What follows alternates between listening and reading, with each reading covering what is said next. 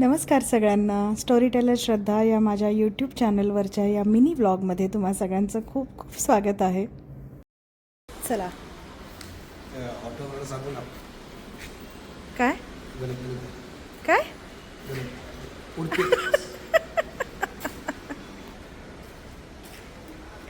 आमच्या घरचा सिलेंडर संपला आहे म्हणून मी आणि अमित डिनर करायला बाहेर चाललो आहे. आता आम्ही कुठे चाललो आहे ते तुम्ही बघा. हो. तर आज आम्ही उडपी एक्सप्रेसमध्ये डिनर करायला आलो होतो. हे अमितचं फेवरेट रेस्टॉरंट आहे.